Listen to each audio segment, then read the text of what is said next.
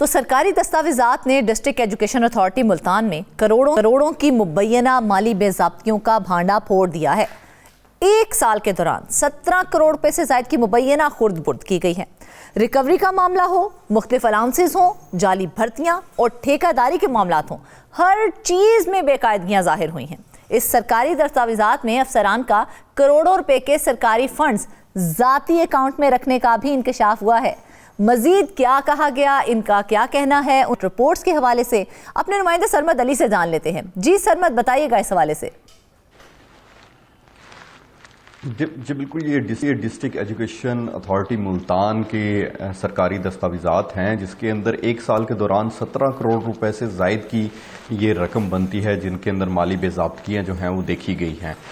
بات کر لی جائے زائد ادائیگیوں کی ریکوری کی، ایک الگ سے اکاؤنٹ بنایا گیا تھا 16/8/2019 میں ایک اکاؤنٹ 5 بنایا گیا تھا جس کو نام دیا گیا تھا ایجوکیشنل جرنل ریکوریز۔ ایسی تمام ریکوریز جو کہ ایجوکیشن ڈپارٹمنٹ کی جانب سے کی جاتی ہیں ان کو اس اکاؤنٹ 5 میں جمع کروایا جانا تھا۔ یہ رقم بنتی ہے 6 کروڑ 32 لاکھ روپے کی، جو کہ رقم اس اکاؤنٹ میں جمع کروائی جانی تھی، لیکن افسران کی جانب سے یہ 6 کروڑ اور 32 لاکھ روپے کی جو رقم ہے وہ صوبائی گورنمنٹ کے اکاؤنٹ میں جمع کروا دی گئی، جس کی وجہ سے یہ رقم جو ہے وہ ڈسٹرکٹ ایجوکیشن اتھارٹی کے پاس کبھی پہنچ ہی نہیں سکی۔ جب اس معاملے کو جو ہے وہ پروب کیا گیا اور آڈٹ ہوا 2022 اور 23 کے مالی سال کا، تو اس کے اندر یہ بات سامنے آئی کہ یہ رقم جو ہے وہ اس اکاؤنٹ میں نہیں پہنچی، اور نہ ہی جن اتھارٹیز کی جانب سے یہ رقم جمع کروائی گئی اس کی کوئی رسید بھی جو ہے وہ ڈسٹرکٹ اکاؤنٹ کمیٹی کو جمع نہیں کروائی گئی، جس کی وجہ سے یہ رقم جو ہے وہ بالکل بلینک ہو گئی، کہیں مل ہی نہیں رہی تھی۔ پھر جب اس کے اوپر آڈٹ ہوا اور آڈٹ کے بعد یہ رقم جو ہے وہ سامنے آئی تو پتہ یہ چلا کہ یہ غلط اکاؤنٹ میں جمع کروا دی گئی۔ جب اس کو چیک کیا گیا تو پھر بھی اس رقم کی جو اصل رقم اور جو جمع کروائی گئی رقم ہے اس کے درمیان 22 لاکھ روپے کا جو ہے وہ ایک ڈفرنس تاحال پینڈنگ ہے، جس کی کوئی رسید جو ہے ابھی تک جو حکام ہیں وہ جمع نہیں کروا سکے۔ اس سلسلے میں ایک میٹنگ ہوئی تھی 19 جنوری 2024 میں، جس کے اندر تمام ڈسٹرکٹ اتھارٹیز کو یہ کہا گیا تھا کہ جی وہ تمام رسیدیں جو کہ ریکوری کی گئی ہیں رقمیں اور بینکوں میں جمع کروائی گئی ہیں اس کی رسیدیں جمع کروائیں۔ وہ رسیدیں آج دن تک جو ہے وہ حکام پرووائڈ نہیں کر سکے۔ اس کے بعد دوسری بات کر لیتے ہیں، الاؤنسز کی مد میں جو ہے 2 کروڑ روپے سے زائد کی رقم بتائی جاتی ہے جو کہ زیادہ دی گئی ہے، اپنوں کو نوازا گیا ہے۔ 5 بڑے سکولوں کے نام بھی میں آپ کو بتا دیتا ہوں۔ مون لائٹ سکول ہے، کمپریہنسو سکول ہے، ملتان کا کافی مشہور ہے، اور ایک سکول ہے نیو سینٹرل جیل سکول ہے۔ اس کے اندر 2 کروڑ روپے سے زائد کی رقم یہ بنتی ہے جو کہ الاؤنسز کی مد میں دی گئی ہے۔ اب اگر کوئی ملازم سکول کا کوئی ٹیچر ہے، وہ چھٹیوں پہ گیا ہوا ہے، 3 مہینے کی اس کی لیو پر ہے، سک لیو پر ہے، تو اس کو چھٹی پہ ہونے کے باوجود کنوینس الاؤنس دیا جا رہا ہے۔ اچھا، ٹھیک ہے۔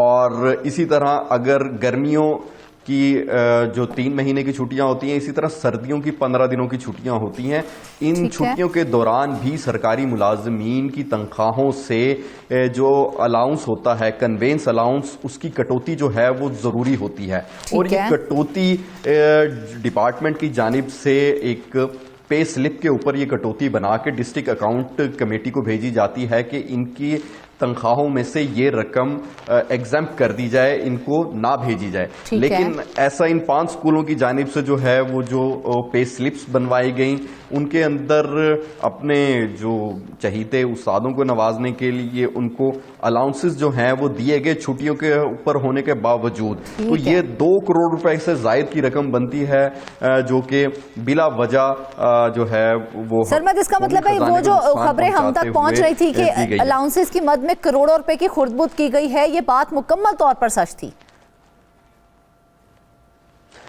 جی بالکل، الاؤنسز کا جو استعمال ہوتا ہے وہ افسران کی مرضی سے ہی ہوتا ہے. کسی کو نوازنا ہوتا ہے تو یہی طریقہ کار اختیار کیا جاتا ہے کہ چھٹیوں پہ ہونے کے باوجود اس کو کنوینس الاؤنس بھی 3 مہینے کی چھٹیوں کے دوران اگر 1 مہینے کی ایک ملازم کا کنوینس الاؤنس دیکھا جائے تو وہ بھی 5 سے 7 ہزار روپے بنتا ہے.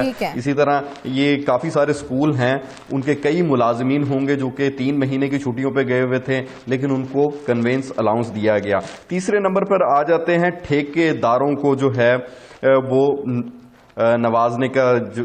نوازنے کے لیے جو ہے 1 کروڑ روپے سے 1,56,00,000 روپے کی رقم ہے جس کو جو بالکل سرمد، ہماری اطلاعات کے مطابق قوانین ٹھیکیداروں کو یہ ادائیگیاں کی گئی ہیں. جی بالکل. اب قانون یہ ہے کہ اگر کوئی سرکاری محکمہ ہے یا پنجاب کا کوئی اسکول ہے وہ 1 روپے سے 1,000 روپے کے درمیان کسی چیز کی خریداری کرتا ہے تو وہ اس صورت میں نیٹ کیش رقم دے سکتا ہے. اگر رقم 1,001 روپے تک پہنچ گئی ہے تو اس کو باقاعدہ طور پر چیک کے ذریعے رقم کی ادائیگی کرنا ہوگی. لیکن یہاں پر 1,56,00,000 روپے سے زائد کی ایسی رقم ہے جو کہ کیش کی صورت میں ٹھیکے داروں کو جو ہے دی گئی ہے. اب یہ طریقہ کار اس وجہ سے چیک کا استعمال کیا جاتا ہے جب کسی ٹھیکے دار کو ٹھیکہ دیا جاتا ہے اور اس کو رقم کی ادائیگی کرنی ہوتی ہے تو اس کا ایک پراپر بل بنتا ہے جس کے اندر بل بننے کے بعد ڈسٹرکٹ اکاؤنٹ کمیٹی کے پاس جاتا ہے جس کو چیک کیا جاتا ہے. وہ چیک ہوتا ہے اور ادھر سے ایک چیک بنتا ہے جس کے اندر سے ٹھیکے دار سے مختلف قسم کی کٹوتیاں کی جاتی ہیں. جس طرح کہ پنجاب سیلز ٹیکس ہے تو وہ بھی وہاں پہ کاٹا جاتا ہے حکومتی رقم کو بچانے کے لیے، الاؤنسز کو بچانے کے لیے. لیکن جب آپ کیش میں پیمنٹ کر دیتے ہیں تو صرف اور صرف ان سے ریسیونگ لے لی جاتی ہے کہ جی ان کو ٹھیکے دار کو یہ رقم مل گئی ہے. اس کے اندر یہ ثبوت نہیں رہتا کہ کتنی رقم گئی ہے، کس کے اکاؤنٹ سے گئی ہے، کہاں پہ گئی ہے. تو یہ طریقہ کار جو ہے وہ مختلف افسران کی جانب سے اپنایا جاتا ہے جو من پسند ٹھیکے داروں کو نوازنے کے لیے. لیکن سرمد، جس طرح سے آپ نے ہمیں بتایا کہ قوانین کے مطابق ٹھیکے داروں کو بذریعہ چیک ادائیگی کرنا ہوتی ہے، لیکن یہاں پر دیکھا جائے تو 1.5 کروڑ روپے سے زائد کی کیش ادائیگی کر دی گئی ہے. کیا کوئی مانیٹر نہیں کر رہا تھا ان کو؟ مانیٹرنگ کا تو جو ہے سال کے بعد ہی مانیٹرنگ کا وقت آتا ہے، لیکن جو پرنسپل ہوتے ہیں، جو تو موجود ہے نا سرمد، کہ آپ نے کہا کہ 1,000 سے اوپر اگر 1 روپیہ بھی ہوگا تو اس کی پوچھ گچھ ہوگی اور وہ باقاعدہ چیک کے تھرو اس کی ادائیگی کرنا ہوگی. یہاں پر کروڑوں روپے کی رقم جو ہے وہ کیش ادا کر دی گئی اور کسی نے نہیں پوچھا اس ٹائم کے اوپر. جی بالکل. یہ ایک کیش میمو بنا کے ایک رسید بنا کے سمپل بھیج دی گئی اور اس کو اکاؤنٹ آفس کی جانب سے پاس کر دیا گیا. اس کے اوپر ایک اسکول کونسل ہوتی ہے جو کہ چیک اینڈ بیلنس رکھنے کے لیے اس کے اندر اس علاقے کے کچھ لوگ بھی شامل ہوتے ہیں. DDOs مختلف اسکولوں کی ایک ٹیم بنی ہوئی ہوتی ہے، وہ چیک کرتی ہے کہ یہ کام ہو گیا ہے تو اس کی پیمنٹ جو ہے وہ کروا دی جائے. چیک اینڈ بیلنس ہوتا ہے لیکن جو طریقہ کار اختیار کیا جاتا ہے نوازنے کے لیے وہ سب کو یہی بتایا جاتا ہے کہ یہ کام ہو گیا ہے. اتنی زیادہ تکلیف کوئی کرتا نہیں ہے کہ جا کے دیکھیں